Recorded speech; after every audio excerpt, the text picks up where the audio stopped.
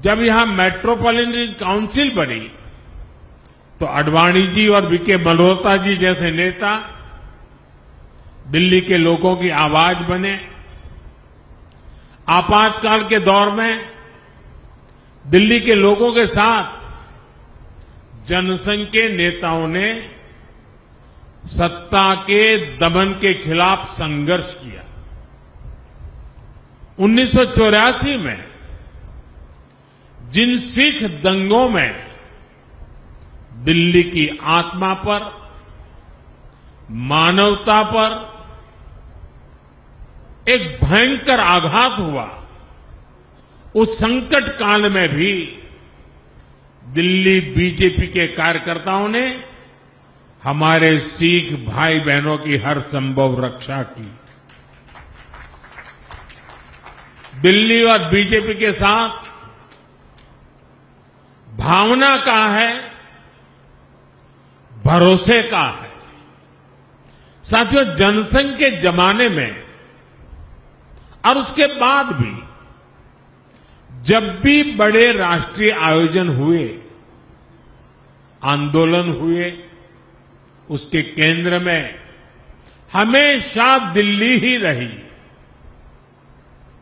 और उस समय साल में 3-3, 4-4 बड़े आंदोलन जनसंघ और बीजेपी के लोग करते थे।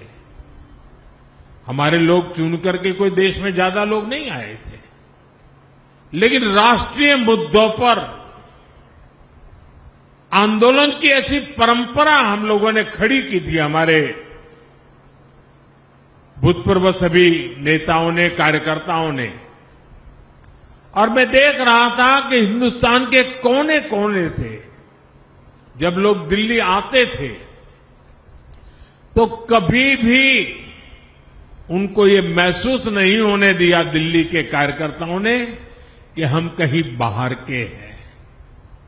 दिल्ली के कार्यकर्ता देश भर से आए हुए कार्यकर्ताओं को अपने घरों में रखते थे, क्योंकि उस समय हमारे पास उतनी व्यवस्थाएं नहीं थी।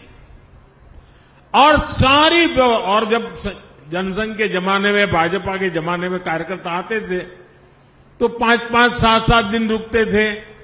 अगली ट्रेन का आरक्षण मिले न मिले इंतजार करना पड़ता था, इतनी दूर से आना पड़ता था। तो इन सबको 5-5, 7-7 दिन तक दिल्ली के कार्यकर्ता अपने घरों में रखते थे और उनकी सारी व्यवस्थाएं देखते थे। यानी एक प्रकार से पूरे देश में इस विचार को पहुंचाने में दिल्ली के कार्यकर्ताओं के वो अथक पुरुषार्थ, परिश्रम आज बीजेपी को यहां तक पहुंचाने में मदद की है।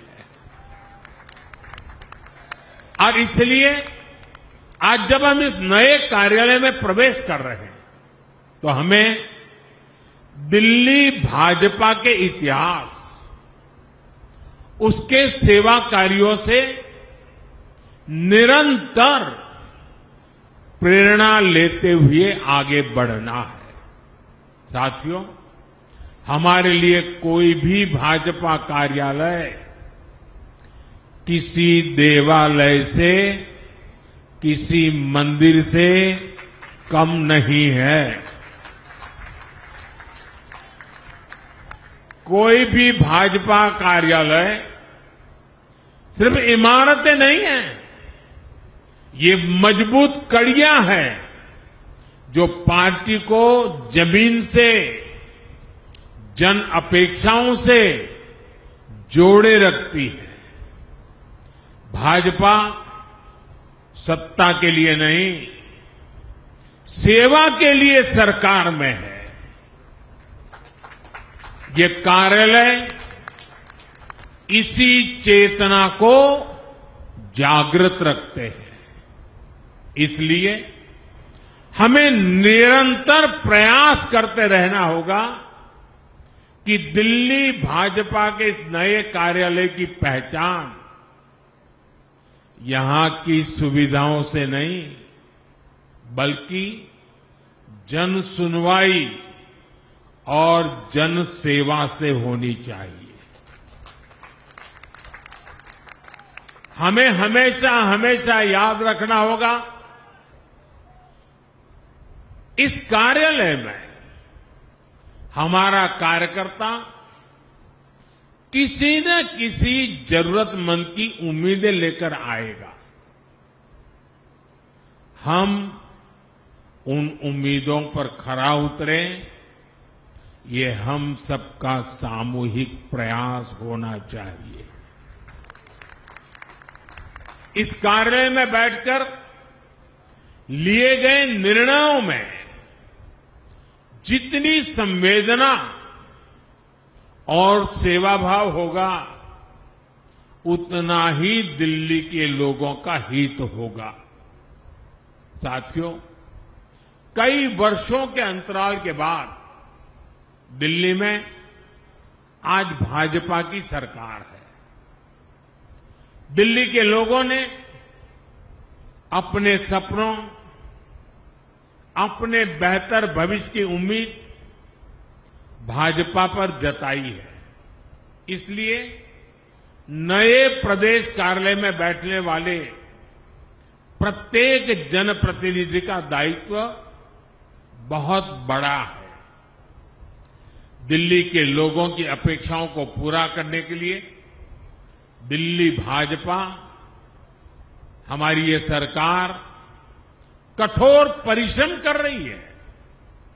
झुग्गी बस्तियों में रहने वालों के लिए नए घर बनाना, दिल्ली के सैकड़ों सरकारी स्कूलों, अस्पतालों को बेहतर बनाना, दिल्ली में सैकड़ों इलेक्ट्रिक बसें चलवाना, यमुना जी को साफ करवाने के लिए दिन रात मेहनत करना, यमुना जी के तट पर शहर के दूसरे हिस्सों में शानदार लिविंग स्पेस बनाना, मेट्रो, फ्लाईओवर के काम को गति देना।